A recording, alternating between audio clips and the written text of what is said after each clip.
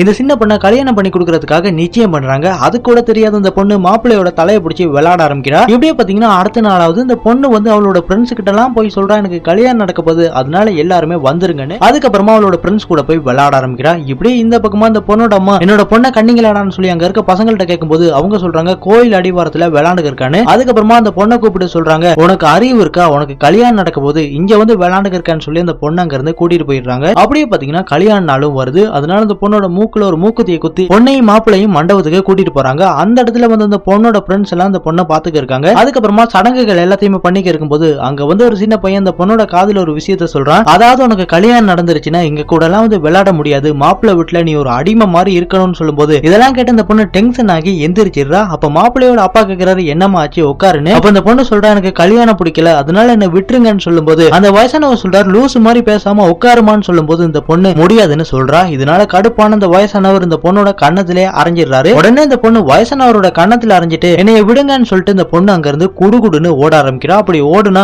அந்த இடத்துல இந்த பொண்ணோட ஃப்ரெண்ட்ஸ் எல்லாம் விளையாண்டுக்க இருக்காங்க. இதெல்லாம் பார்த்து இந்த பொண்ணு கவலைப்படும் போது இந்த பொண்ணை பார்த்து இந்த பொண்ணோட ஃப்ரெண்ட்ஸுமே எதுவுமே பேசாம சில மாதிரி நிக்கிறாங்க. அப்ப அந்த இடத்துல போன இந்த பொண்ணு அவளோட கழுத்துல இருந்த மாலைய அங்க இருந்த பையனோட கழுத்துல போட்டு எனக்கு கல்யாணம் நடக்கல, அதனால என்ன விளையாட்டுக்கு சேர்த்துக்குங்கன்னு சொன்னதுக்கு அப்புறமா இதை கேட்டு அவங்களும் சந்தோஷப்பட்டு அந்த மாலையை ஒவ்வொருத்தவங்க கழுத்துலயும் போட்டு ஜாலியா விளையாட ஆரம்பிக்கிறாங்க. இந்த பக்கமா மாப்பிள்ளையோட சொந்தக்காரங்க எல்லாருமே இந்த பொண்ணை தேடிட்டு வராங்க. அப்படி வந்தா அந்த இடத்துல இந்த பொண்ணு விளையாண்டுக்க இருக்கா. இதை பார்த்தோன்னா மாப்பிள்ளையோட சொந்தக்காரங்க எல்லாம் சொல்றாங்க, இந்த மாதிரி ஒரு அடங்காத பொண்ணை நீ கல்யாணம் பண்ணாம இருந்ததே நல்லதுதான், இவ்வளவு கல்யாணம் பண்ணனா குடும்பமே நாசமா போயிரும் சொல்லிட்டு மாப்பிள்ளைய கூப்பிட்டு அங்க இருந்து போறாரு. சோ ஃப்ரெண்ட்ஸ், இந்த வீடியோ பத்தி நீங்க என்ன நினைக்கிறீங்கிறத கமெண்ட் பாக்ஸ்ல ஒரு கமெண்ட் பண்ணிருங்க.